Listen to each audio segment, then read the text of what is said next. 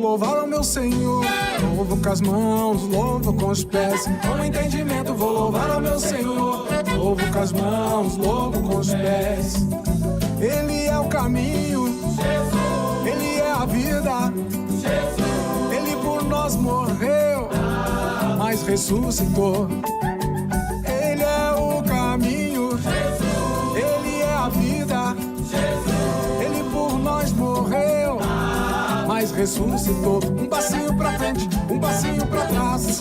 Deus me deu saúde e vou louvá-lo mais e mais. Dois passinhos pra frente, dois passinhos para trás. Deus me deu saúde e vou louvá-lo mais e mais. Um pulinho pra frente, um pulinho pra trás.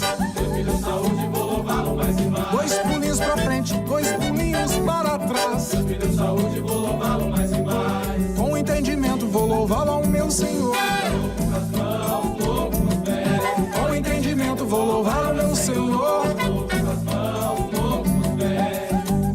Ele é o caminho, Jesus. Ele é a vida, Jesus. Ele por nós morreu, mas ressuscitou.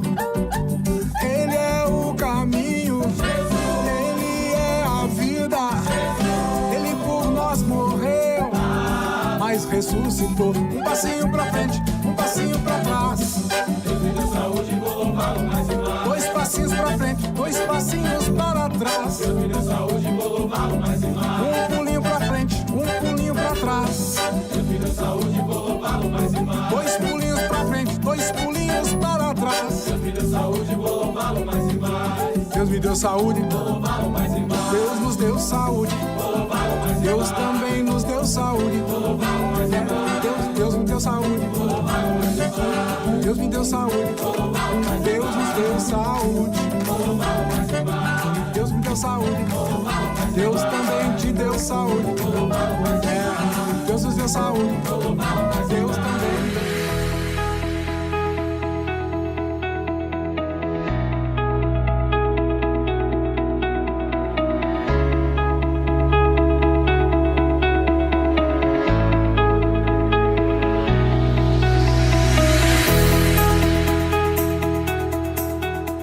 Muito bom dia, São Paulo, muito bom dia, Brasil, muito bom dia para você conectado além das fronteiras, um programa nosso de cada dia, o Manhã Manda Aqui.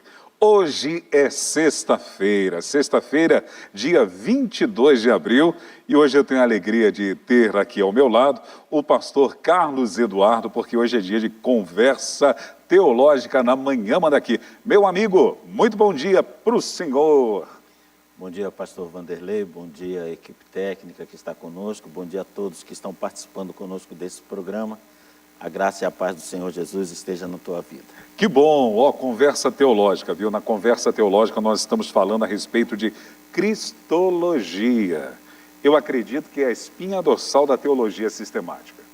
Com toda certeza. Muito bom, nós já falamos sobre a divindade de Cristo, nós falamos sobre a humanidade dele. Seu nascimento, a humanidade. Exatamente. Falamos sobre a vida irrepreensível que ele teve, uma vida sem pecado, não achou dolo algum nele. Nós já conversamos aqui e falamos a respeito também da obra tremenda e maravilhosa que ele fez. Verdade. No programa passado nós falamos a respeito da importância da sua morte. E hoje nós vamos falar a respeito da sua ressurreição e, se tivermos tempo, nós também vamos conversar um pouquinho a respeito da sua exaltação, porque ele foi exaltado. Maravilha, né? E na próxima semana, se Jesus não voltar e lhe permitir, nós vamos falar exatamente sobre isso na próxima semana, sobre a volta de Jesus. E eu tenho convicção e certeza, assim como em todas as matérias, mas eu acho que ele gosta um pouquinho desta, o assunto escatológico. É bom para o senhor gosta do assunto escatológico? Maravilhoso, eu gosto muito do assunto, me confesso uma pessoa que sabe pouquíssimo a respeito disso, mas gosto de estudar demais esse assunto. E é um assunto que tem tudo a ver com a igreja. Verdade. A igreja é um povo escatológico acima de tudo nesse mundo. E eu gosto da humildade do pastor Carlos Eduardo, né? Esse teacher, professor, amado, palestrante. ele falando que conhece pouco, meu irmão. Ô, rapaz, precisa conhecer o pouco que ele conhece. E na próxima semana nós vamos falar sobre a volta de Jesus. Interessante que nós estamos falando aqui no Bastidores que todas as coisas já aconteceram. Por exemplo, Deus, ele sempre foi, mas ele já se tornou homem, ele já fez uma obra tremenda, teve uma vida perfeita e irrepreensível, ele já morreu na cruz, ele já ressuscitou, ele já foi exaltado, e só falta exatamente isso, ele voltar. Então se prepare, irmão, porque Jesus está voltando. Hoje, sexta-feira, dia 22 de abril, nós temos datas comemorativas. Hoje é o Dia Mundial da Terra. Você sabia que existia o Dia Mundial da Terra? Não sabia dessa data, estou sabendo agora, creio que vou passar a lembrar disso no 22 de abril. É um dia de conscientização, né, para cuidar desse planeta que ganhamos de presente do nosso Deus. Através da sua palavra, ele criou esta obra-prima tão maravilhosa, né? Hoje, dia 22 de abril também, é o dia do descobrimento do Brasil. Pedro Álvares Cabral desembarcou em Porto Seguro, no litoral do sul da Bahia. Bahia, Léo, a sua terra. No dia 22 de abril de 1500, tornando a região colônia do Reino de Portugal. 1500. E estamos aí comemorando, então, a data do descobrimento do Brasil, através de Pedro Álvares Cabral. Deu 500. nó na língua, né? Programa ao vivo é assim, não tem jeito, assim, né? mesmo. A Ângela só dá risada. Provavelmente, Pastor Cara, Vanderlei, provavelmente ela dá risada porque ela é pernambucana e o pernambucano, ele prefere a chegada de Pinzon um pouco antes de Pedro Álvares Cabral. Verdade. Inclusive, na cidade dela, ela me disse que tem uma placa que Sim. lá em Jaboatão dos Guararapes, olha lá, Olha aqui aí. nasceu a É pátria. isso. Ela tem um orgulho de Jaboatão assim, olha. Sim. Mas é legal ver isso, bacana. Esses dias ela conversou comigo no programa e me deu uma aula de cultura daquela região. Eu não lembro a data, mas era uma data a respeito da primeira batalha dos Guararapes.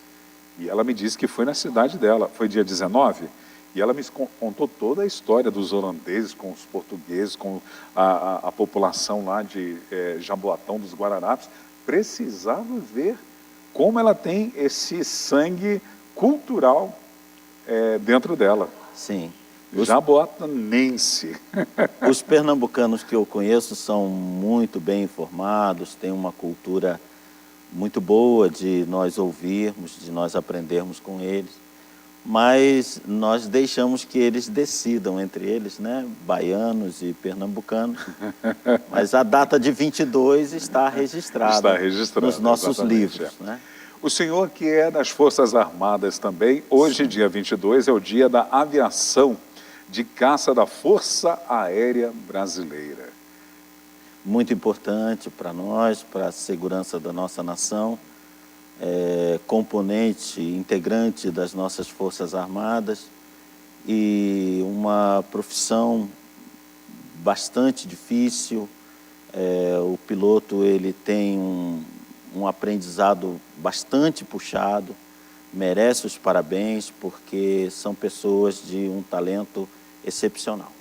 Hoje também, dia 22 de abril, é o dia da comunidade luso-brasileira. Eles consideram, né, a chegada dos portugueses ao Brasil em 1500, dona Ângela Voltier. Hoje também é o aniversário de fundação da cidade de Itanhaém, litoral aqui de São Paulo. E, inclusive, essa cidade, deixa eu voltar aqui para dar essa informação, é a segunda cidade mais velha do Brasil. Ela foi fundada em 1532. O senhor conhece essa cidade? Conheço de passagem. Uma vez apenas estive em Itanhaém e espero voltar lá mais vezes. Que legal. É um nome indígena, né? Provavelmente gostaria de saber o significado e a dona Ângela vai procurar para a gente. Hoje, dia 22, nós temos aniversariantes também na nossa regional. Incrível, hoje não tem aniversariantes aqui no Mandaqui, mas temos aniversariantes na nossa regional e nós queremos parabenizar a todos vocês. Inclusive, eu quero expressar gratidão a Deus pela sua vida, que está aniversariando hoje, você que está na NET Fé TV, você que está no Facebook, no YouTube, no Instagram. Se você está fazendo aniversário hoje, receba os abraços da Igreja Brasil para Cristo aqui do Mandaqui, dos nossos pastores sêniores Joel e Leonor Estevanato e da equipe da Manhã Mandaqui, que eu já mencionei o nome dos dois que estão aqui hoje, que é o baianinho querido Léo Gonçalves e a nossa querida irmã e diretora, diaconisa, Ângela Voltier, a cidadã lá de Jaboatão dos Guararapes. Vamos aos aniversariantes, então, da nossa regional. Lá em Bragança Paulista, é a terra do pastor Fernando Bacaro. Quem está fazendo aniversário hoje é a Benedita Aparecida Vargas. Parabéns, Benedita. Já na Vila Formosa, quem está aniversariando é a Carlene Maria da Silva Albert. Deus abençoe a senhora, parabéns. No Bom Retiro, o aniversariante é o Henrique de Oliveira Dorta. Henrique, parabéns para você. Santa Fé, na cidade de Pirassununga, é a cidade da Academia da Força Aérea. Da Força Aérea, exatamente. Quem pastoreia lá é o pastor André, exatamente. Lá em Santa Fé, quem está aniversariando é o João Antônio Fernandes Vilela. Parabéns para você, meu amigo João. E em Água Branca, no Piauí, quem está aniversariando é o João Lucas Costa Teixeira da Silva. A todos vocês, parabéns, Deus abençoe, que a alegria da salvação seja uma realidade e que a prosperidade do Evangelho continuamente esteja sobre a sua vida e sobre toda a sua família. Olha, a dona Ângela está nos dando a informação de Itaiaém, não é isso? Itapedra, Inhaém, pranto. Então é pranto de pedra ou pedra que chora. Interessante, é um nome indígena. Vamos orar, queremos orar com vocês e por vocês. Hoje, sexta-feira, nós temos a presença do pastor Carlos Eduardo. Vamos aproveitar o nosso professor para estar orando e intercedendo por todos os internautas e agradecendo a Deus por todos os aniversariantes. Vamos orar, meu pastor? Sim, pastor Vanderlei, quero aproveitar, lembrar que anteontem, quarta-feira, dia 20 de abril, minha esposa e eu completamos 20 anos de casados. Parabéns, 2 décadas. Então, aê, que bênção. Foi um momento muito especial. Léo, hoje no meio do programa vamos ter um momento love para lembrar, para dar aquele fundo musical. Mas aí depois eu te aviso, vamos conhecer o lado romântico do pastor Carlos Eduardo. Amém. Pode vamos continuar orar. A sua gratidão a Deus pela Amém. vida. Vamos orar, vamos Amém. agradecer ao Senhor. Deus amado, Deus querido, é uma alegria, Senhor, nos dirigirmos a Ti, Pai querido, para suplicar as Tuas bênçãos sobre vida a quem Tu já tens abençoado, Pai, já tens concedido, Deus querido, anos de experimentação nesta terra contigo, tem experimentado o Teu socorro, a Tua ajuda, a Tua bênção, a Tua provisão, o Teu amor, a Tua graça, a Tua misericórdia, Senhor. E agora, ainda em cima disto, Senhor, suplicamos, Pai, que as Tuas bênçãos se prolonguem sobre estas vidas, dando a eles, Pai, oportunidade, Deus querido, de glorificar o Teu nome nesta terra, pela fé, pela firme convicção, Pai querido, pela presença de Cristo em sua vida e em seus lares. Deus abençoa a cada um, abençoa grandemente a cada família, Pai. Ó Deus querido, aqueles que como eu e Helena temos completado anos de relacionamento, Pai, familiar. Ó Deus querido, concede, Pai, a Tua paz, o Teu amor, Deus querido, a harmonia que provém de Ti nestes lares. Abençoa, Senhor, a cada família, a cada casal. Peço-Te também, Senhor, a respeito daqueles que estão neste programa agora, estão assistindo e, ó Deus querido, estão com uma questão em sua vida, uma enfermidade, uma tristeza, um dilema, Senhor. Socorre, ó Deus, pelo Teu Espírito Santo, orienta, Senhor. Salva estas vidas, Senhor, dirige os passos destas pessoas. Nós entregamos a todos, Senhor, em Tuas amorosas mãos, em nome do Senhor Jesus. Amém, meu Deus. Amém. Glória a Deus, parabéns para você nesta data querida, muitas felicidades, muitos anos de vida. Que tal nós fazemos o Momento Love agora para depois nós entrarmos na conversa teológica, porque vai vir um intervalo, então vamos aproveitar, vamos conhecer o lado romântico do nosso pastor Carlos Eduardo. Léo, por favor, som na agulha, faça a sua homenagem para a sua digníssima. Amém, eu agradeço a Deus pela maravilhosa provisão que Ele trouxe à minha vida, de me apresentar a Helena, de apresentá-la a mim. Num momento difícil da minha vida, ela surgiu como um novo horizonte, como a luz de uma nova caminhada.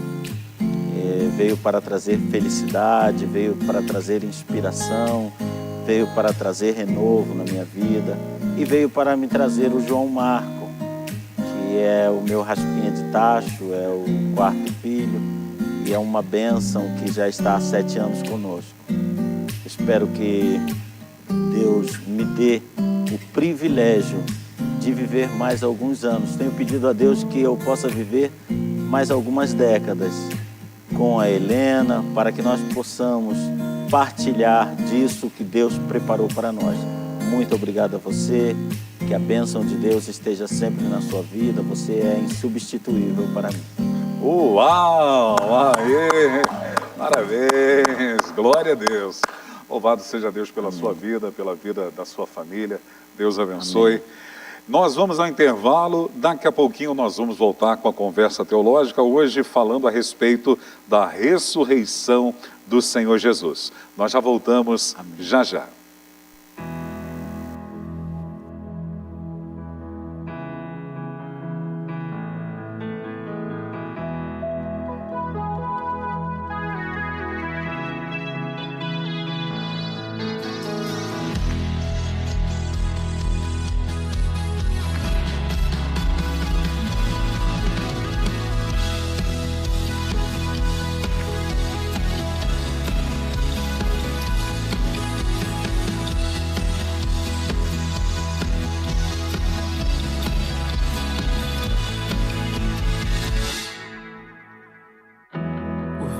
Se fez carne e habitou entre nós, veio ao mundo, mas o mundo não o conheceu. Se esvaziou de sua glória, tornou-se servo e se humilhou. Por isso Deus o exaltou e acima de todo nome está. A morte não o segurou, pois nele havia dor algum. Ressuscitou em corpo e alma e me fez um filho seu. Ele é o visível do invisível, o primeiro de toda a criação. Ele é a estrela da manhã e um dia vem pra me buscar. Ele era antes de tudo, tudo foi feito para ele. Seja a glória, a honra e o louvor para aquele que me salvou.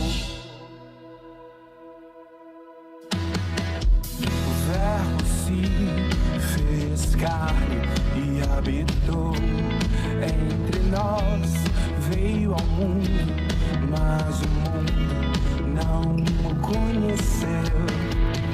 Se esvaziou de sua glória, tornou-se servo e se humilhou. Por isso Deus o exaltou e acima de todo nome está. A morte não segurou, não, não, não, não, não, não, pois nele havia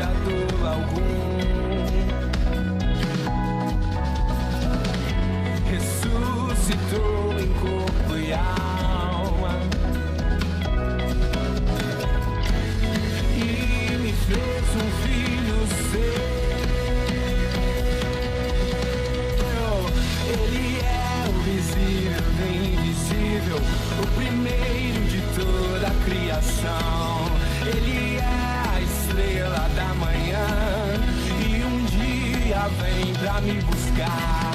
Ele era antes de tudo, tudo foi feito para ele.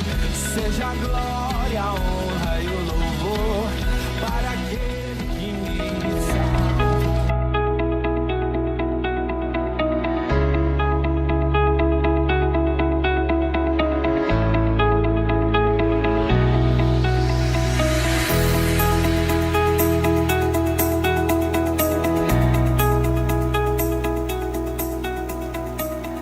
É muito bom ter a sua companhia aqui na Manhã Manda Aqui. Nós estamos na Casa de Oração para Todos os Povos, a Igreja Brasil para Cristo no Manda Aqui, presidida pelo nosso querido pastor sênior Joel Estevanato. Na manhã de hoje, na nossa Manhã Manda Aqui, é conversa teológica com o pastor, conferencista, palestrante, professor de mão cheia, pastor Carlos Eduardo. É um prazer tê-lo aqui conosco. Eu tenho sido muito abençoado nas sextas-feiras com a instrumentalidade do servo de Deus. E eu quero já fazer propaganda, viu? Você que é pastor de uma igreja local, quer levar um homem de Deus para a sua igreja, para edificar o seu rebanho, colocar uma pessoa de valor, um homem de família, um homem comprometido e íntegro com o reino de Deus, está aqui a minha indicação. Pastor Carlos Eduardo, tenho certeza que seu rebanho vai ser edificado e abençoado. Muito obrigado, pastor Vanderlei. Eu estou à disposição. Se alguma igreja quiser falar sobre palestra, só pegar meu telefone, o WhatsApp, e a gente está à disposição para atender. Que bom. O livro de Atos, capítulo 2, versículo 24, diz o seguinte: o qual Deus ressuscitou, rompendo os grilhões da morte, pois não era possível que fosse retido por ela. Eu sou apaixonado por esse texto de Atos, capítulo 2, versículo 24.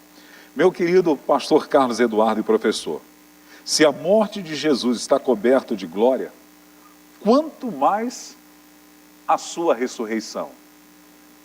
Sim, Paulo chega a dizer que ele é aquele que morreu, ou antes, o que ressuscitou para a nossa salvação. Então, a ressurreição dele é o que completa a diferença, eu posso dizer assim. Não é o que faz a diferença, é o que completa a diferença entre ele e todos os outros, ou todo e qualquer outro que pretenda se apresentar como modelo para a humanidade. Porque ele é o único que morreu em prol da humanidade e, antes disso, na palavra de Paulo, ele é aquele que morreu para ressuscitar em prol da humanidade, para trazer à humanidade essa mensagem gloriosa que nós esperamos poder definir melhor no correr do programa. É incomparável. Incomparável. Porque se você vai a Medina, lá você vai encontrar os restos mortais de Maomé. Sim, que é uma referência para o povo dele. E o povo dele, quando dá testemunho disso, testifica disso, quando vai visitar o seu mausoléu. Então, está testificando que ele ficou ali, que encerrou ali a sua missão. É verdade, está lá na Arábia Saudita. Na China, tem um túmulo, aproximadamente de 1000 anos, do primeiro Buda, que eles acreditam que é os restos mortais. Então, também da mesma forma, se você for na França, numa determinada cidade, também está lá o túmulo de Allan Kardec. Agora, se você vai a Jerusalém, lá em Jerusalém não tem os restos mortais dele, porque ele ressuscitou, maravilha. Agora, pastor, é muito importante salientar isso. A morte de Jesus, ela é significativa, mas se não houvesse a ressurreição, em vão seria o evangelho. Sim, porque a morte, ela trata, como tudo em teologia, cada aspecto trata da sua finalidade particular. E é claro que todos os aspectos cooperam para um propósito final. né? Mas cada aspecto tem o seu propósito particular. O propósito particular da morte de Jesus é a redenção, que nós tratamos na outra conversa. Então, a morte, ela é perfeita, ela é plena em obter redenção. Fomos perdoados por Deus. Mas o ser humano perdoado não implicaria necessariamente em ele ser renascido, vamos dizer assim, para uma nova vida, ressuscitado para uma nova vida. Então, o perdão do pecado está alcançado. Mas a pergunta que se fazia no início do Evangelho era, e daí? Né? Conseguimos o perdão, isso dignificou nossa vida? Né? Para muitos, havia uma confusão de entendimento que nós percebemos nas passagens da Escritura. Essas passagens buscam suprir de informações o que havia de dúvida no meio do povo. Alguns achando que não havia ressurreição, havia o perdão, nossa vida foi recolocada diante de Deus, mas quando ela encerra, encerra. Paulo vai responder a isso. Outros diziam que a ressurreição já tinha se dado. Então, quem estava ainda nessa condição atual tinha perdido a ressurreição, ou os seus parentes mortos tinham perdido a ressurreição. Havia muita dúvida. E os evangelhos que encerram com a ressurreição de Jesus não supriam essa necessidade do povo. E é por isso que as cartas são escritas. É por isso que o Apocalipse é escrito, para suprir a necessidade de informação quanto a e o que vem depois disso. Né? Então, não é apenas a apresentação da ressurreição de Cristo, é para que propósito ela aponta, o que significa. Que bom. O salário do pecado é a morte, foi a sentença dada pela transgressão de Adão, que de uma forma como uma pandemia, ela atravessou e atingiu a todos os homens, Sim. a humanidade. Exatamente então, essa figura, perdão, pastor, exatamente, o pecado apresenta uma figura de contágio.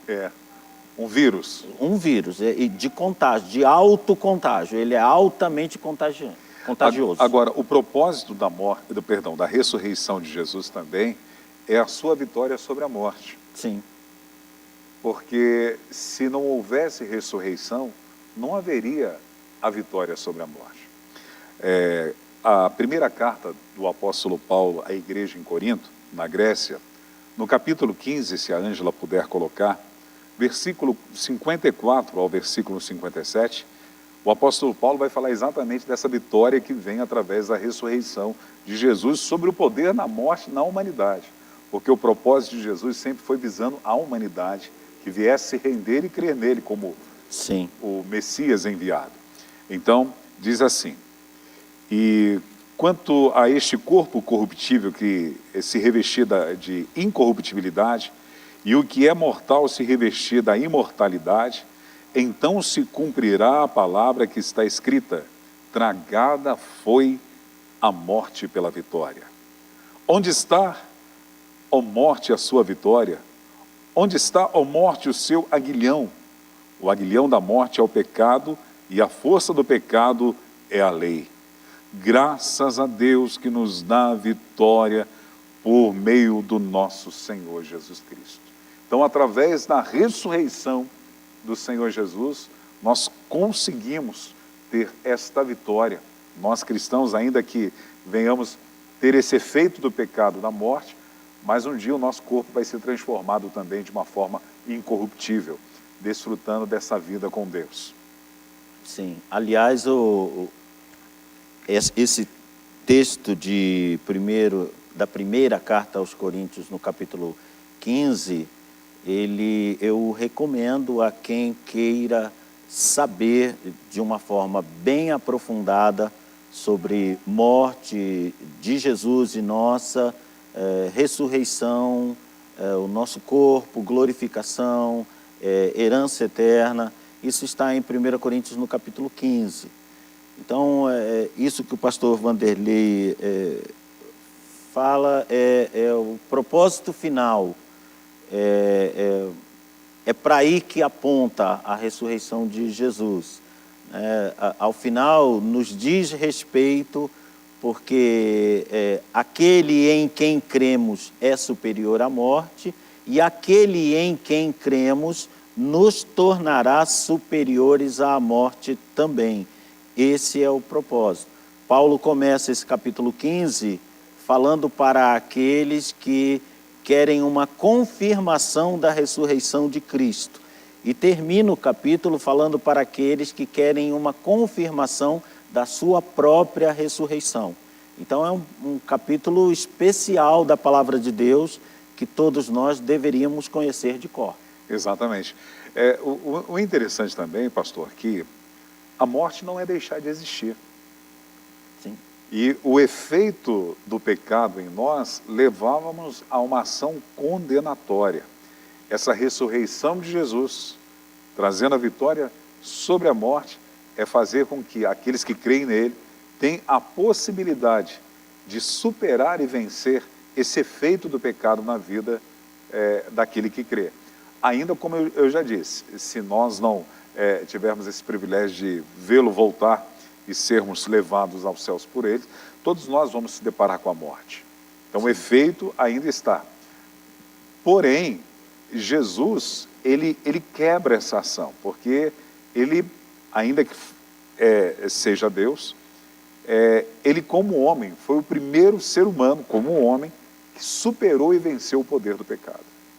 Sim, é preciso entender, pastor Vanderlei, que quando nós estamos falando da morte e da ressurreição, nós encontraremos na palavra de Deus 7 ressurreições.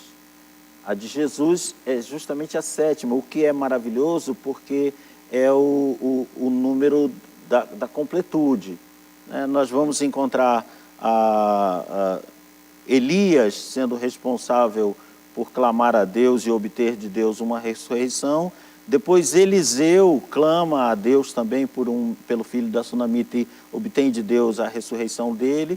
Depois Eliseu morto, um homem morto é jogado na cova dele e é ressuscitado. E aí no Novo Testamento nós temos Jesus ressuscitando a filha de Jairo, que estava enferma e morreu enquanto ele caminhava para encontrá-la. Temos Jesus ressuscitando o filho da viúva de Naim, né? E temos Jesus ressuscitando, que o filho da viúva de Naim se encaminhava para o cemitério, ou seja, é uma segunda etapa, né? A filha de Jairo acabara de morrer, o filho da viúva de Naim já estava dentro de um caixão, e depois Lázaro, com 4 dias de morto, é ressuscitado também. Ora, essas 6 pessoas a quem Jesus ressuscitou voltaram a morrer. Sim. Não é essa a nossa esperança. Nós não temos esperança em Cristo para voltarmos como Lázaro a uma prorrogação de vida. Não é essa a promessa de Deus, a proposta da morte e ressurreição de Jesus. A proposta da morte e ressurreição de Jesus nos assemelha à 7ª ressurreição, que é a dele, que é uma ressurreição em glória.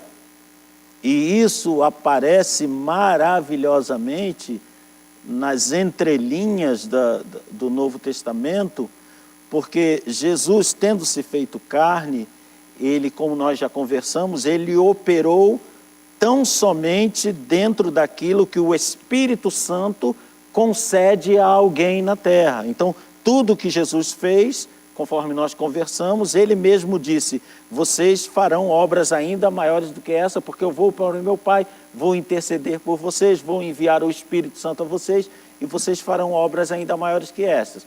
Então, Jesus fez sempre aquilo que é concedido a alguém que está pleno, cheio, pleres, né, cheio do Espírito Santo. Mas quando Jesus ressuscita, ele ressuscita em glória. Então, os discípulos estão todos reunidos a portas fechadas e ele aparece no meio dos discípulos. Então, estava tudo fechado, mas agora o corpo em que ele ressuscita tem essa autonomia diferenciada. Está tudo fechado, mas ele aparece ali. Pastor Eduardo, isso é glorioso. Mas ainda vem mais glória aí. Porque ele, dentro daquela reunião em que ele entrou com portas fechadas, com tudo fechado, ele estende a mão para Tomé e diz, toca na minha mão. Ou seja, ele ao mesmo tempo tem um corpo que é tangível, como ele diz, eu não sou um fantasma, eu sou tangível, eu sou sensível. Mas esse corpo tem características que deixam o nosso corpo mortal, o nosso corpo doentio, de longe, é um corpo glorificado. Essa é a nossa esperança da ressurreição dessa forma. E uma coisa interessante também salientar, pastor, porque algumas pessoas, até uma linha teológica, crê que a ressurreição foi pelo fato dele ser Deus eterno. Mas é importante dar ênfase, porque ele estava fazendo, como o senhor mesmo disse, tudo como homem. Então, a ressurreição dele, a importância de como homem ele ressuscitar. Então, além da ressurreição de Jesus, uma característica de uma vitória sobre a morte, para vencer a morte, Jesus precisava de uma ressurreição física e não uma ressurreição apenas espiritual. É por isso que acontece essa glorificação do corpo dele e esse corpo glorificado, como o senhor muito bem disse, ele tem momentos tangíveis com os discípulos, ele pode ter o que queira. Exatamente. Lucas, capítulo 24, versículo 39 e 40, vai falar sobre isso, né? Um corpo de carne e osso e não um espírito. Olha, ele diz assim, veja as minhas mãos e os meus pés, que sou eu mesmo, toque em mim e veja que é verdade, porque o espírito não tem carne nem ossos, como vocês estão vendo que eu tenho. Então, e Jesus depois, dizendo isso, mostrou-lhes também as mãos e os pés. Outra prova interessante dessa ressurreição dele física é que Jesus comeu também na presença dos discípulos. Lucas, o capítulo 20, o versículo 20, depois 24 e 27, vamos ler também, por favor, Ângela. Lucas capítulo 20, versículo 20 diz, e eles passaram a vigiar Jesus. Eles passaram a vigiar Jesus, é isso mesmo? E enviaram espiões para fingir o justo para ver se... Não, acho que não é esse. 24. 24, eu continuo 24, né? Perdão, 24. Eu imprimi errado aqui. Sim, 24, 24. Ângela, desculpa, Ângela. 24, versículo 20. Desculpa. Lucas, capítulo 24, e o versículo 20. E como os principais sacerdotes... Não, também não é esse aí. É a sequência disso aí, porque esse é um discurso que está sendo feito pelos dois discípulos, né? E então começa aí, embora não seja esse o texto que o pastor quer, mas começa aí uma conversa que está se dando durante uma refeição. Certo. E o auge disso aí ela colocou no verso 30. 24, aí ele, no versículo 41, e por não acreditarem eles ainda por causa da alegria e como estavam admirados, Jesus lhes disse, vocês têm aqui alguma coisa para comer? Versículo 42, então lhe apresentaram um pedaço de peixe assado e ele comeu na presença deles. Obrigado, a minha anotação que ficou errada aqui, desculpa, me perdoe. E no verso 30 também, se a Ângela puder colocar, por favor. Ele parte o pão. Aí nós não estamos tratando, evidentemente, de comer, mas partir o pão é uma atividade física. Exatamente. A mesma expressão que me ocorreu, te ocorreu e deve ter ocorrido a quem está nos vendo. É uma atividade física, né? E então ele parte pão, ele come. Quando em João, nós o encontramos, lá em João no capítulo 21, nós o encontramos preparando, assando peixe para comer com os discípulos. Então, ele faz atividades físicas, né? Ele participa de atividades físicas, mas é o mesmo Jesus que se apresenta com as portas fechadas. É o mesmo corpo em que ele ascende aos céus, né? Na separação deles, né? João capítulo 21, versículo 9 também diz... Nós temos aí que quando eles saltaram do barco para a terra, viram algumas brasas com peixe por cima e também havia o pão. Jesus havia feito isso para eles. Então é uma atividade física. Então a ressurreição de Jesus, ela nos traz inquestionavelmente um homem que ressuscitou em corpo glorificado. Não é possível dizer que ele fosse espírito, porque ele mesmo diz que não é.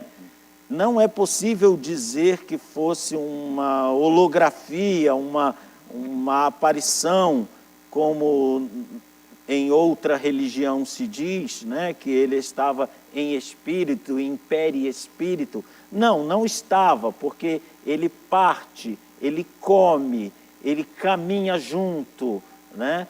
E, ao mesmo tempo, não se pode dizer que ele estivesse no mesmo corpo que nós, porque as ações dele ultrapassam as nossas e ultrapassam as de seu próprio ministério. Jamais em seu próprio ministério, que era glorioso, em que ele fazia coisas extraordinárias, mas jamais ele exerceu uma atividade que nos pusesse dúvida de que ele pudesse ser apenas espírito, tal como entrar num lugar em que está tudo fechado. Essa frase teológica, ela está equivocada ou ela está correta especificamente no contexto de Jesus? Um Deus que se tornou homem e um homem que se torna Deus. Ela precisa ser entendida dentro da sua proposta, né?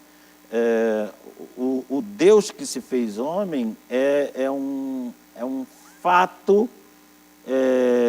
real, palpável.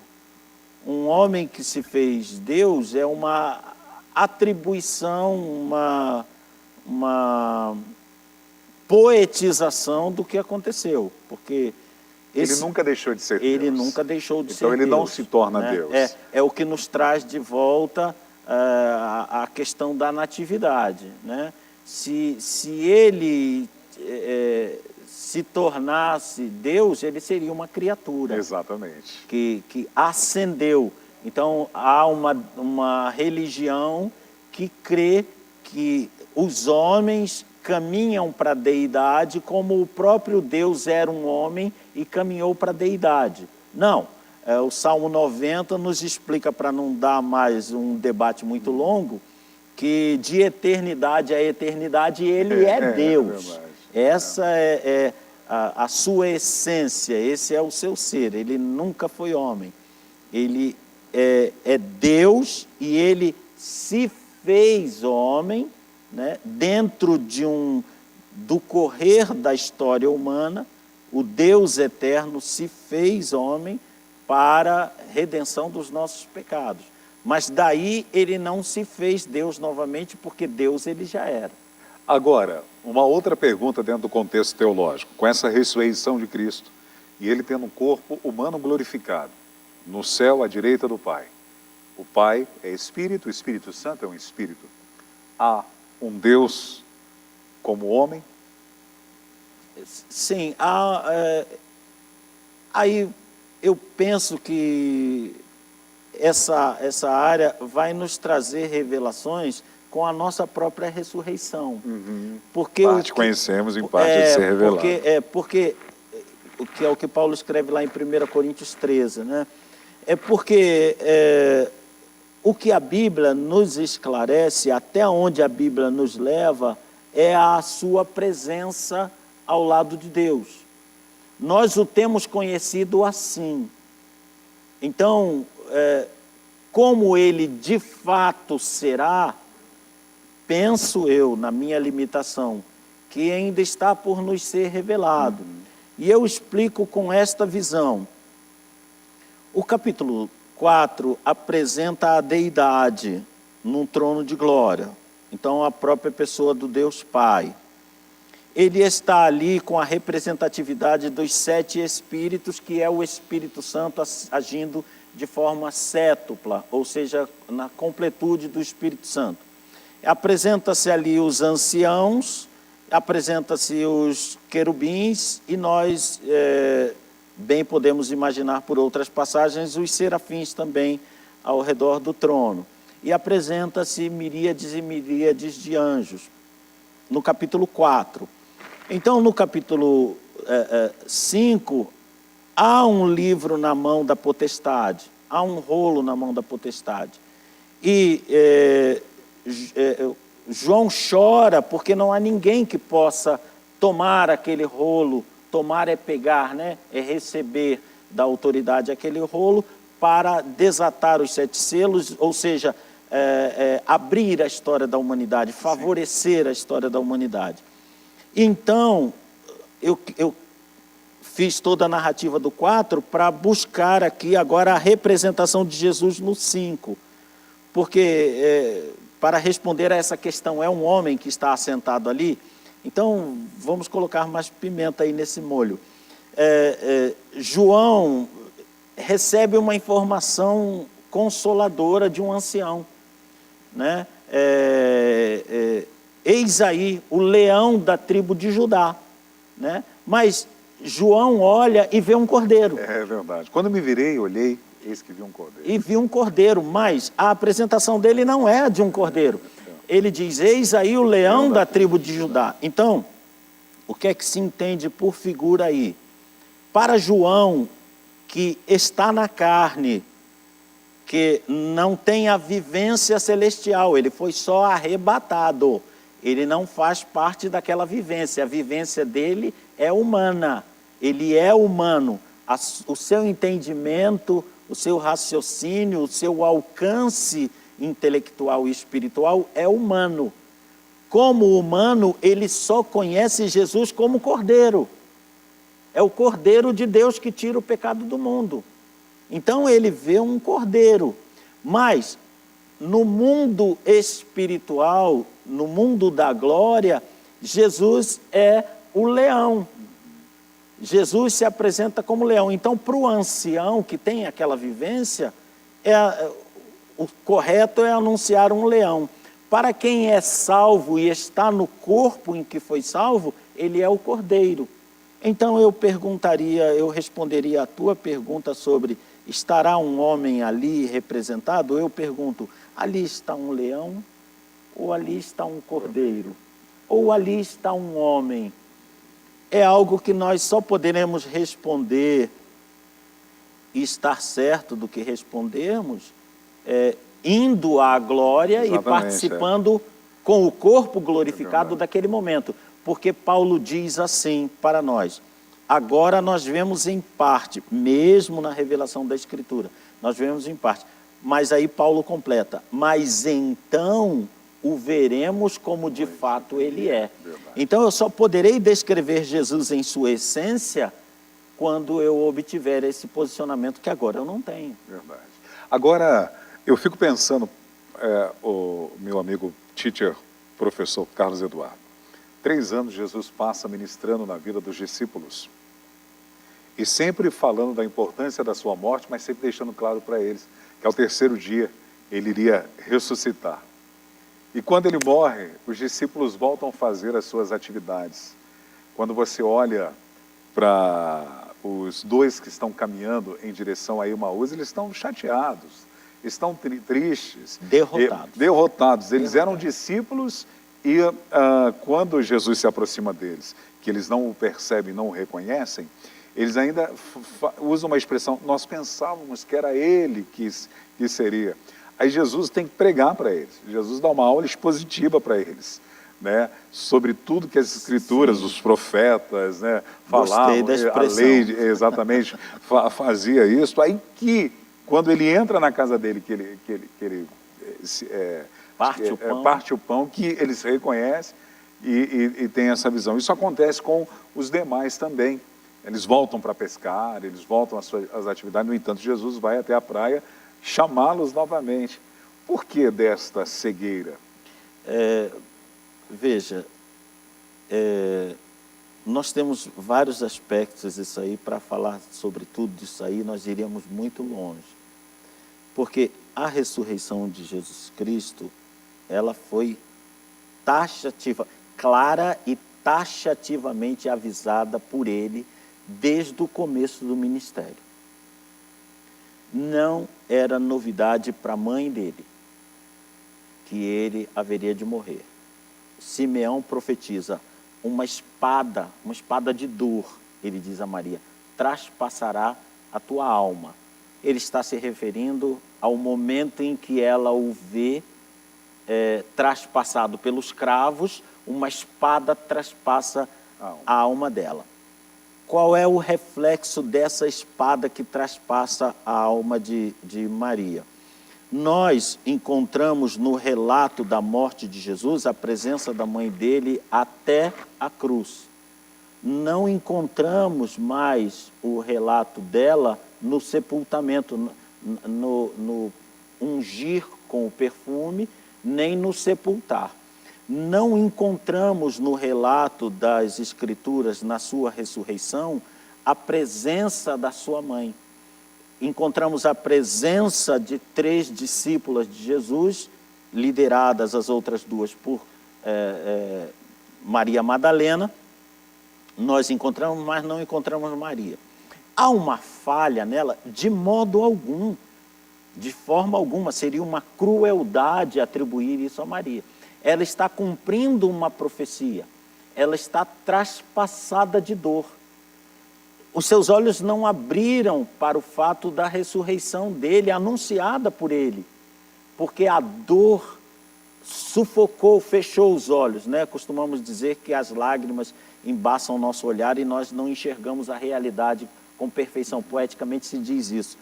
A dor, ela esconde a verdade de nós, porque nós, inclusive, isso foi tema da pregação brilhante do pastor Joel dessa semana, de que ficar focado na dor nos impede de ver o que há de novo, o que há de glorioso. Então ela não via o glorioso porque ela estava sufocada pela dor. Da mesma forma os discípulos, eles não apenas eles voltaram à atividade normal, mas as reuniões deles, que antes eram ao ar livre, andando com Jesus, cercado de multidões por todo lado, passaram a ser a portas fechadas. E os narradores não poupam palavras. Por exemplo, João não poupa palavra. Eles estavam trancados com medo dos judeus. Então, o medo, no caso de Maria, a dor. No caso dos discípulos, o medo impedia de a memória ser refrescada pelo que ele anunciou, né? Eles ficaram como que anestesiados, porque foi uma imagem muito chocante. Uma coisa é alguém ter um ataque cardíaco e deitar-se e ali falecer à nossa vista, e nós não podemos nem imaginar que morreu, porque ele está como quem está dormindo. Isto é uma coisa. Outra coisa é a visão que João, que Maria, que as discípulas tiveram de Jesus dilacerado. Ele foi dilacerado no chicote. Ele foi punhado, chutado, socado. O rosto dele estava irreconhecível. A coroa enfiada na sua cabeça, né? A gente, quando vai representar, a gente coloca uma coroinha de espinho, que não dá nem uma espetadinha na gente, não. Eles pegaram espinhos daqueles que rasgam a carne, colocaram na cabeça dele e deram com o bastão, de forma que aquilo rasgou, entranhou na carne dele, deixou ossos à vista. Então, essa visão assombrosa não concedeu aos discípulos uma expectativa de ressurreição. Eles foram vencidos pela realidade. A supra-realidade que Jesus tinha anunciado, né, porque a ressurreição é supra-real. A nossa realidade é a morte. E eles viram não uma morte, eles viram uma dilaceração. Eles viram Jesus morrer antes dos outros dois.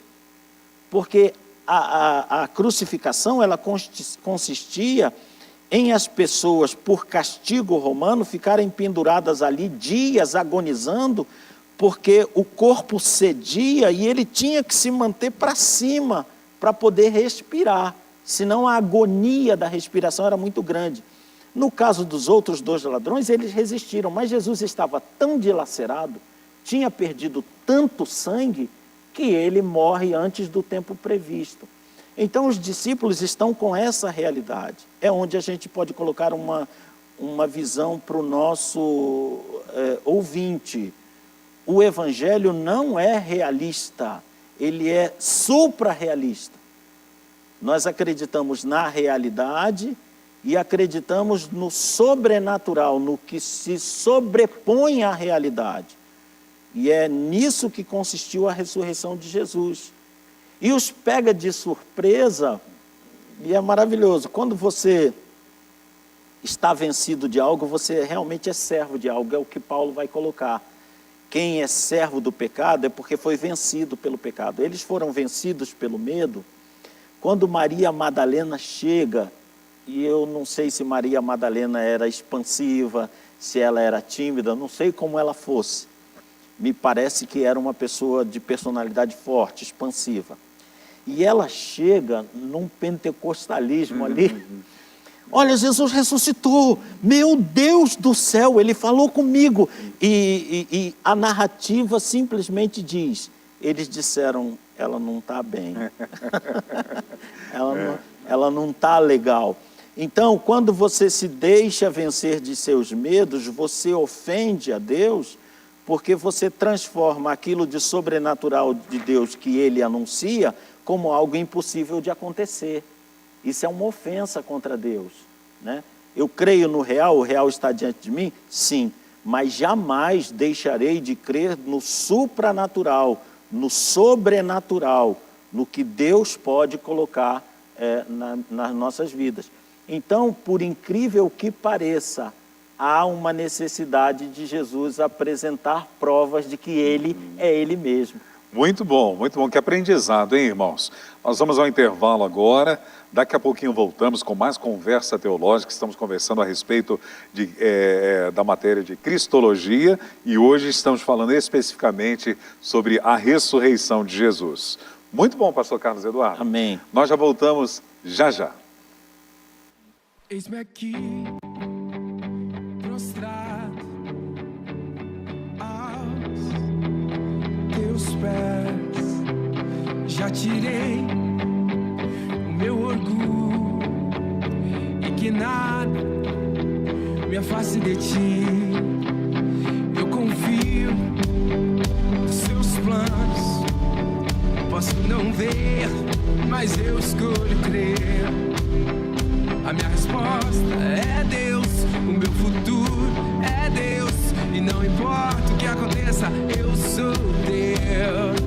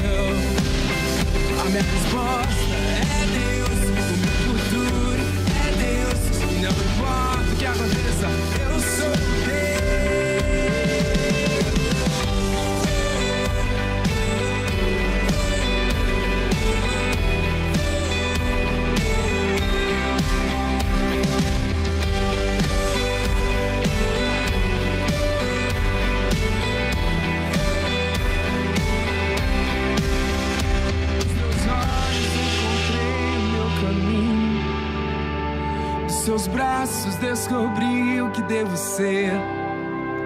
E o meu coração é teu, os meus sonhos são teus, e pra sempre eu sou de Deus.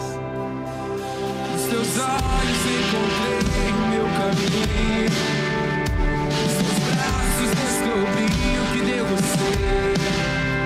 E o meu coração é teu, os meus sonhos são teus, e pra sempre eu sou de Deus. Nos teus olhos encontrei o meu caminho, nos teus braços descobri o que devo ser. E o meu coração é teu, os meus sonhos são teus, e pra sempre eu sou.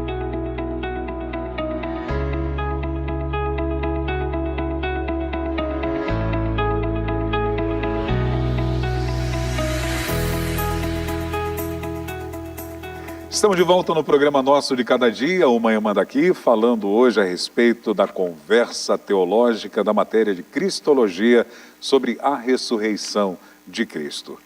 Pastor, quais provas evidentes da ressurreição de Jesus?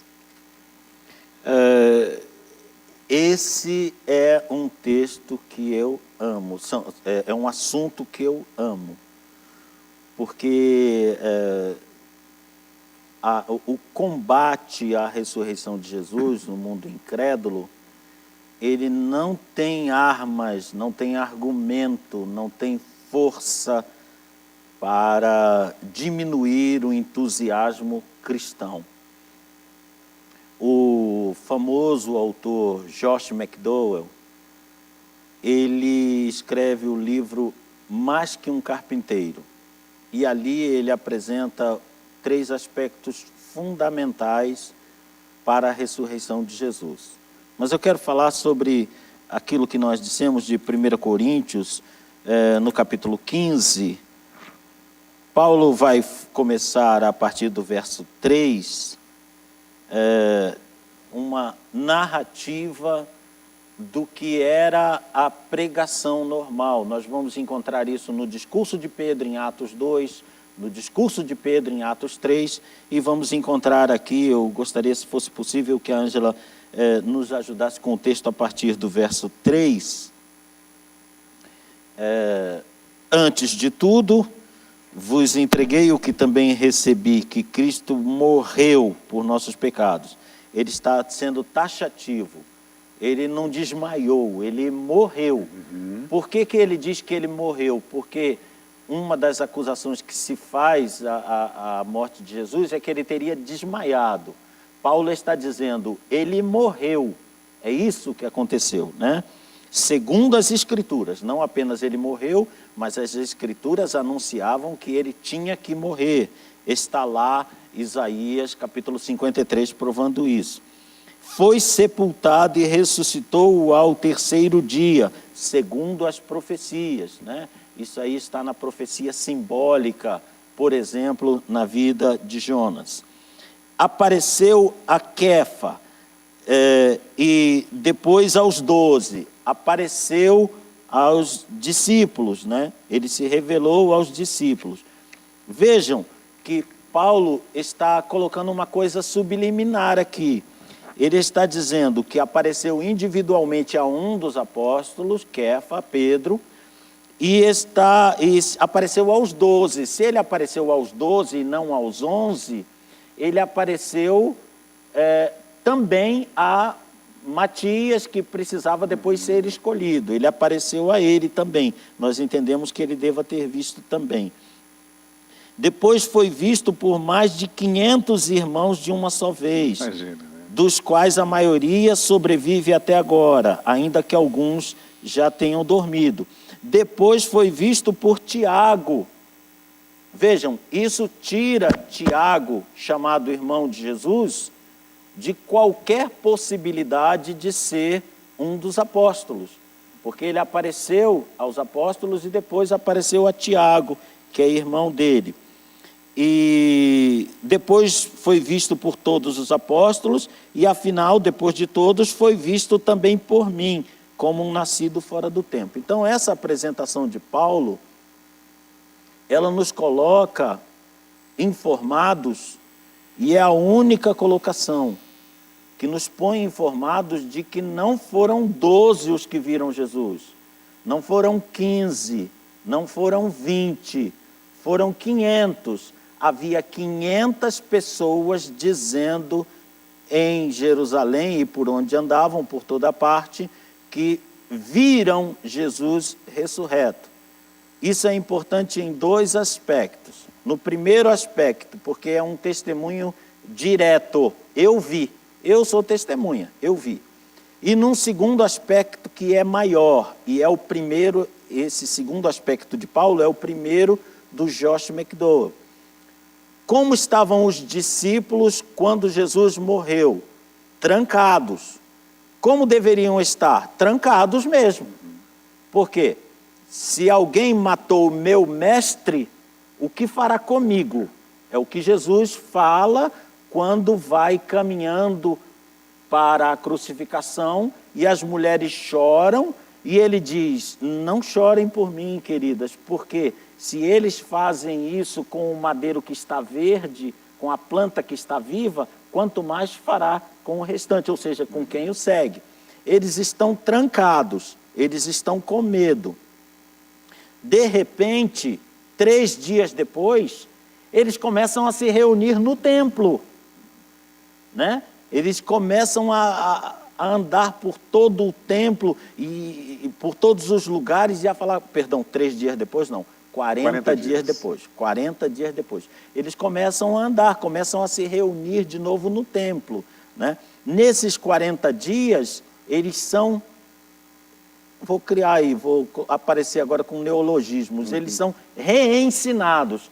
Eles já tinham sido ensinados por Jesus, agora eles são ensinados pelo Jesus ressurreto, né? E eles recebem uma carga de poder muito maior agora, durante 40 dias, e vão receber a carga extra com 50 dias com a descida do Espírito Santo, que é anunciada por Jesus. Então, esses discípulos, eles, depois de 3 dias, têm a coragem de sair para as suas atividades, de voltar para as ruas, de falar de novo no nome de Jesus. E depois da descida do Espírito Santo, eles têm... Depois, né? 50 dias. Depois de 50 dias, né? Eles têm a coragem de enfrentar o Sinédrio. Ninguém morreria, ninguém se tornaria mártir de uma mentira. Jamais. E todos eles, com exceção de João, todos eles foram mártires, né, da fé. Sim, não, João foi um mártir não fatal. Exato. Mas ele foi mártir. Ele foi maltratado, espancado, jogado numa ilha, já ancião. Ele foi maltratado, né? E ninguém seria uma pessoa que estaria disposto a morrer com aquilo que esperava cada um deles por algo que não fosse verdadeiro. Sim, ninguém morreria por alguém que morreu e não ressuscitou. Né? E também há uma mensagem subliminar aí maravilhosa, porque a palavra mártir é uma palavra grega que significa testemunha.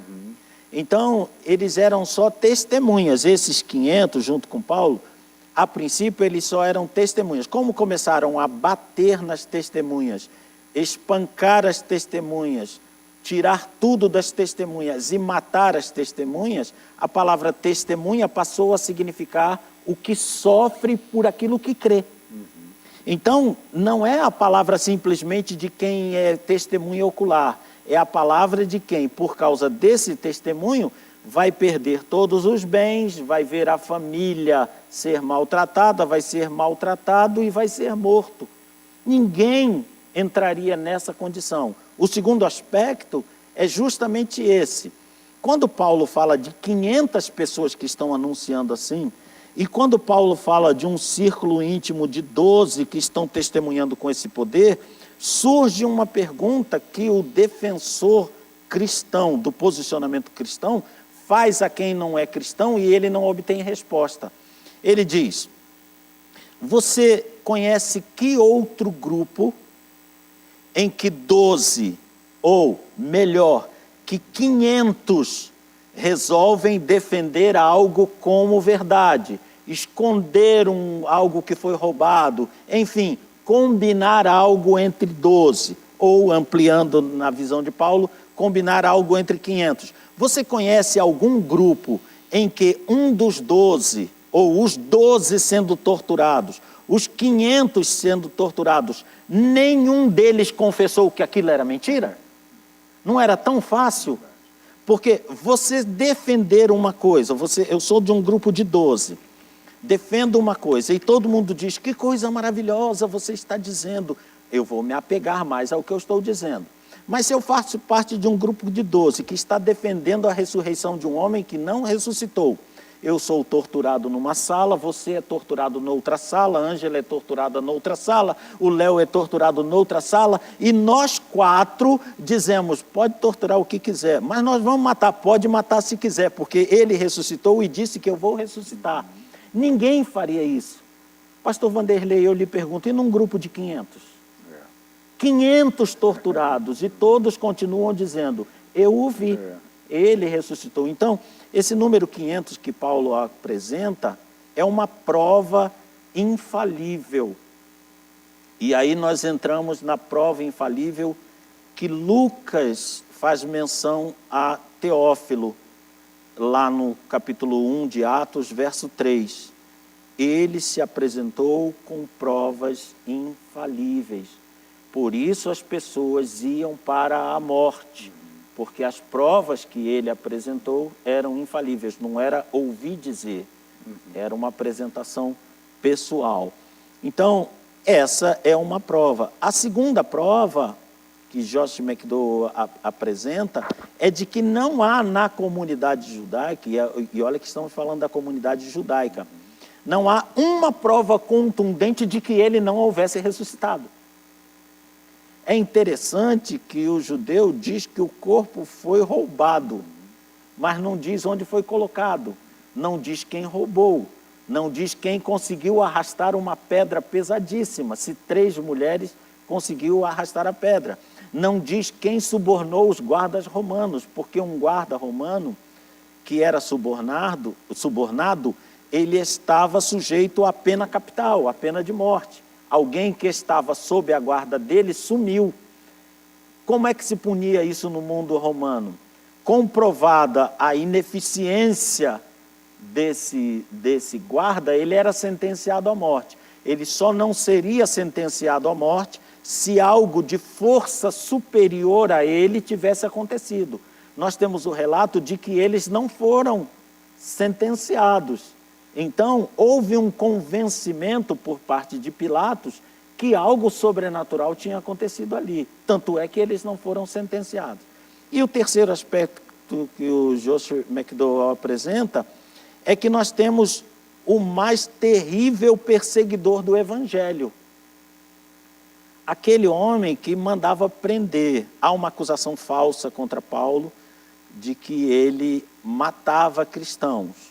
Não era a função dele, não era do caráter dele, e ele não fazia isso. Ele os prendia e os arrastava até o sinédrio, porque ele, sendo um fariseu, jamais ele mataria alguém sem um julgamento que ele considerasse justo. Então, ele não sentenciava ninguém, ele, como fariseu, levava até o sinédrio, e o sinédrio sentenciava, é o que ele diz. Por 3 vezes ele diz no livro de Atos, eu os levava, eu os arrastava até julgamento. Ora, esse homem que os arrastava até julgamento, aparece de repente, havia, me perdoe até me alongar, mas havia uma reunião como há até hoje, reunião cristã. E Paulo tinha parentes entre os cristãos. Então, numa reunião cristã, que houvesse parentes de Paulo ou amigos de Paulo, a grande maioria orava assim, Senhor, livra-nos de Paulo, esconde-nos de Saulo, Senhor, esconde-nos desse homem terrível. E um pequeno grupo orava assim, Senhor, salva Saulo, salva nosso parente, salva nosso irmão. Querido, não importa a condição do seu parente, Saulo está aí para te provar que a sua oração deve ser sempre independente do que ele faça na vida. Salva meu parente, salva meu marido, salva meu filho. Então, de repente, nessa reunião em que estão em oração, pessoas dizendo livra-nos de Saulo e outros salva Saulo, entra um homem e diz, graça e paz do Senhor Jesus. E todos olham para ele e é Saulo. Então dá aquele pânico e ele fala, calma, olha, eu preciso explicar uma coisa, né? E ninguém quer se juntar com ele. Então, como Saulo é um personagem notório, né? Não se pode negar, ele escreve 8 cartas, ele ocupa 15 capítulos do livro de Atos, ele é notório demais para se botar um pano em cima dele. Verdade, verdade. E ele era um homem que perseguia, e agora ele diz, ele ressuscitou e apareceu a mim. Ele começa a sua mensagem dizendo isso, e lá no capítulo 27 de Atos, nós encontramos ele dizendo, o anjo do Senhor, o anjo do Quírios, de quem eu sou e a quem eu pertenço. Quírios aí é Jesus. Então está lá no final, né, da aparição de Paulo no livro de Atos, ele dizendo que Jesus é seu Senhor. Então, o que causou essa transformação? Então nós temos esses 3 argumentos pelo Josh McDowell, que coloca de uma forma brilhante. Verdade. Eles mentiram, Paulo mentiu, mas eles morreram por isso. Né? Ninguém morreria por uma mentira. Ninguém morreria por isso. E isso nós podemos ver posteriormente também na vida dos outros discípulos que vieram, no caso de João, que tinha Policarpo como seu discípulo. Policarpo foi um mártir. Sim. Né? E também por não negar a sua fé. Quando ele é levado à fogueira, né, e querem matá-lo para que ele negue, inclusive segundo a biografia, a história, né, conta-se que colocaram o fogo onde seria o sacrifício feito a Policarpo e não queimava ele. Aí até que um soldado com ordem do Império Romano vem por trás e esfaqueia ele, né? Sim. Agora, esse cara morreria, Policarpo morreria por algo que não fosse verdade? Sim, as pessoas agem, as pessoas dizem, os cristãos inventaram isso, o catolicismo romano inventou isso. Essas pessoas deveriam estudar um pouco da história, dos registros, inclusive romanos, e verificar que no ano 313, Jesus ascendeu aos céus no ano 30 a 33.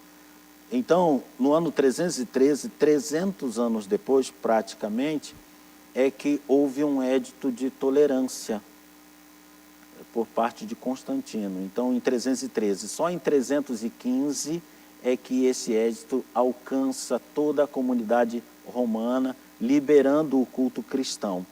Mas, antes de Constantino, nós temos aí 3 séculos em que os cristãos padeciam de tudo que você possa imaginar e tudo que você não possa. As suas esposas, as suas filhas eram violentadas. Eles eram perseguidos de cidade em cidade. Sofriam atrocidades, tais quais serem jogados para leões famintos numa arena como diversão de uma plateia que ia lá para vê-los serem devorados. Eles eram colocados como iluminárias nas veredas romanas. Então ateava-se fogo a eles e eles morriam queimados, eram queimados vivos. Então, o dizer-se que se inventou um Jesus Cristo, que o catolicismo romano inventou um Jesus Cristo, que o cristianismo inventou um Jesus Cristo, é desconhecer a história. Porque 300 anos de padecimento teriam sepultado, e eu não diria 300 anos, eu diria um mês de padecimento teria sepultado qualquer fé nesta terra. Teria sepultado, porque ninguém se proporia isso. No caso de Policarpo, ele não viu Jesus. Exatamente. Qual era a obrigação que ele tinha de fé de morrer por esse Jesus? Né? Quando seria tão mais fácil ele dizer a Jesus: Senhor, eu sou humano, o Senhor há de perdoar, mas eu vou aqui agora jurar por César. Não, eles todos diziam, e é notório que eles diziam: meu Senhor jamais me abandonou, desde que eu o sirvo. Põe a lenha na fogueira aí. Põe a lenha aí, porque eu fecho os olhos aqui por um breve e momentâneo padecimento, que é o que Paulo coloca lá em Romanos 8, por esse breve, por esse momentâneo padecimento, eu vou encontrar com aquele que ressuscitou e ressuscita mortos. E isso que o senhor está falando é de tão significância nessa questão de Policarpo não ter visto e ter à sua disposição de enfrentar pela sua convicção na ressurreição de Jesus. Nos nossos dias atuais, os países que têm a sua cortina de ferro para o cristianismo, onde nós temos tantos missionários, homens, mulheres de Deus, famílias que se rendem a Jesus e que elas sabem que podem ter retaliações, terem a pena de morte, como acontece em alguns países, por exemplo, como a Coreia do Norte, né, que é inaceitável o cristianismo naquela nação, e em outras mais, no Oriente Médio, em alguns países ainda na África, na Ásia. Me perdoe, em Riad, a entrada de alguém que não é muçulmano é sentenciada com a morte. Exatamente, exatamente. E pessoas que se dispõem a manter nos dias atuais, 2022. E olha, querido internauta, aqui eu acredito, vou falar por mim, vou falar por ele também, aqui estão 2 homens que morreriam pelo Evangelho. Podem censurar-nos, podem fazer qualquer coisa, que não abriremos mão em hipótese alguma da nossa fé, porque temos essa convicção, essa certeza da ressurreição. Hoje nós não podemos vê-lo, mas nós temos a convicção da revelação da palavra, nós temos a convicção daquilo que, ainda que a nossa fé não é baseada por aquilo que sentimos, mas nós temos também as manifestações do Espírito Santo na nossa vida, que nos traz esta convicção da ressurreição do Senhor Jesus. Aleluia. Eu penso, pastor Vanderlei, eu já escrevi isso uma vez, né, num dos meus trabalhos, eu escrevo bastante sobre isso, sobre as coisas do Evangelho no Face, por exemplo, e certa vez Deus me deu esse pensamento: morremos pelo que vivemos. Verdade.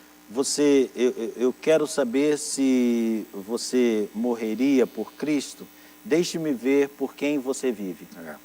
Porque se você vive por Cristo, quando é tão fácil e tão comum não viver com Ele, por Ele, ainda que se diga que por Ele se viva, e não viver na prática, é tão fácil. Quando você encontra alguém em que há o testemunho de que vive por Cristo, então é de se admitir que essa pessoa morra por Cristo. Porque viver por Cristo é tão difícil quanto morrer por Cristo. Morrer é um momento, viver é cada segundo.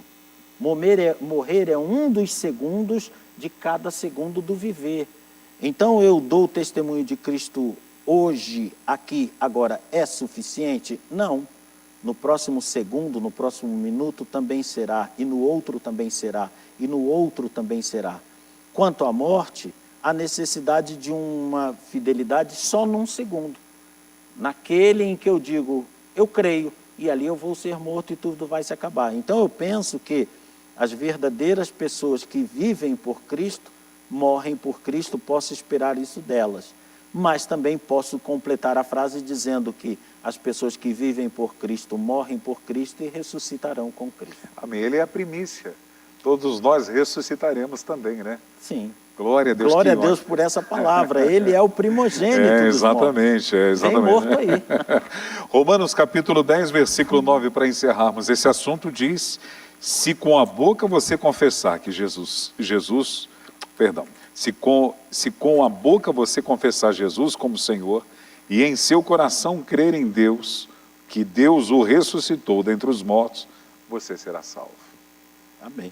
Então nós confessamos que Jesus Cristo, Ele ressuscitou dentre os mortos. Ele está vivo, nós temos evidências de que Ele está vivo. E uma das maiores provas disto é a indestrutibilidade, né, da igreja.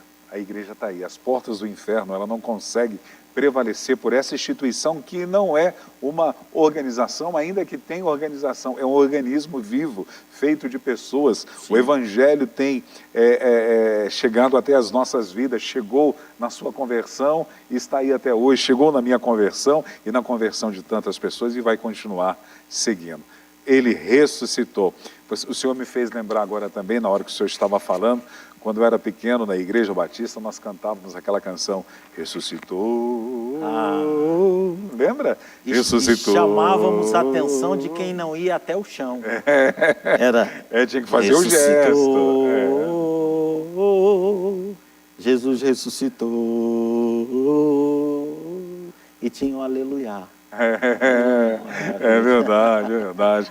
Eu fico pensando, naquele momento, Salmo 24, a segunda parte do Salmo 24, eu fico imaginando quando Jesus retorna e é exaltação dele, quando o Salmo 24, o salmista, ele poetizando, mas de uma forma profética, eu acredito que o Espírito Santo está colocando palavras nos lábios dele e, posteriormente, isso vem ser escrito quando ele tem essa inspiração desse retorno de Jesus, ele glorificado, levantai, ó portas, as vossas cabeças. Levantai, ó portais eternos, para que entre o Rei da Glória. Quem é este Rei da Glória? O Senhor forte, poderoso. O Senhor. Poderoso nas batalhas. Levantai, ó portas, as vossas cabeças. Levantai, ó portais eternos. Quem é o Rei da Glória? O Senhor. Ele é o Rei da Glória. Nós vamos ficando por aqui, senão nós nos empolgamos. Ai, vai longe.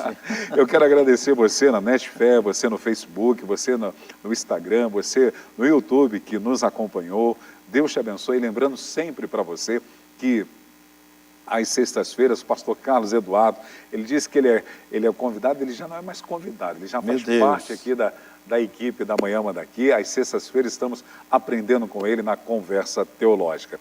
Na próxima segunda-feira, se Jesus voltar, eu não estou aqui, viu, dona Ângela? Então tá bom. Na próxima segunda-feira, assim Deus nos permitindo, nós teremos o compositor aqui para bater o papo, o Elvis Tavares. Você vai aprender muito com ele também, ele é uma bênção, então já se agende, se organize.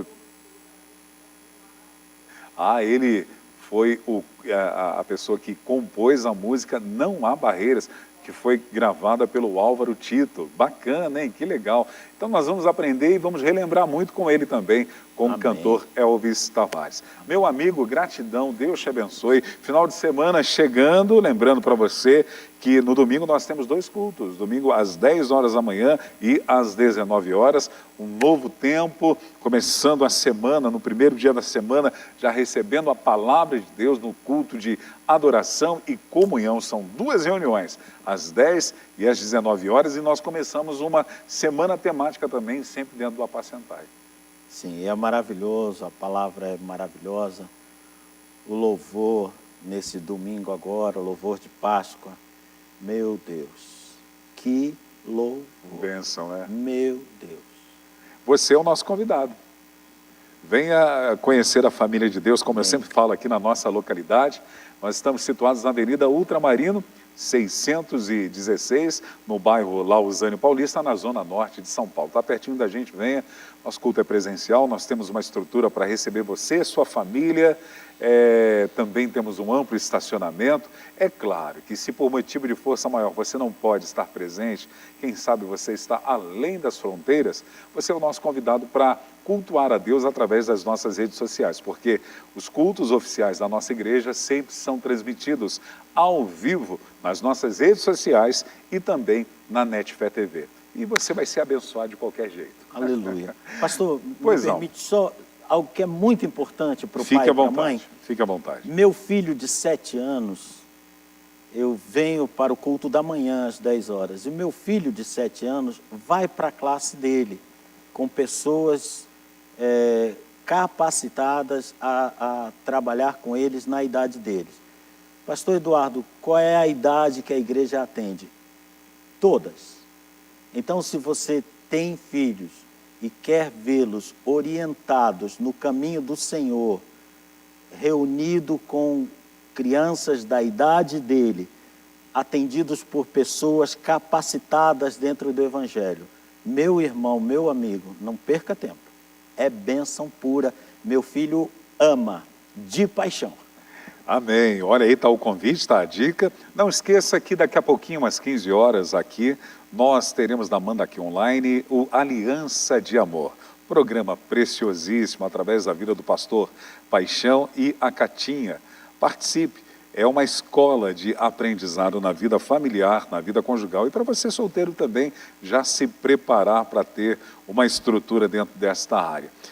Às 20 horas hoje, nós temos o Conectados com a Palavra. Hoje quem vai estar ministrando a palavra voltado para o tema da frutificação é o que Deus tem, uma vida frutífera é o que Deus tem para você, é o que estamos vivendo neste ano. Conectados com a palavra hoje é o pastor Ricardo Andrade. Lembrando que às segundas-feiras é o pastor Joel Estevanato e às quartas-feiras eu tenho a satisfação de servir o corpo de Cristo também, ministrando no Conectados com a Palavra. Gratidão, meu amigo, meu teacher, meu professor. Eu sempre digo, quando crescer eu quero ser igual a você. Não tem aquele bate hoje, não? É verdade.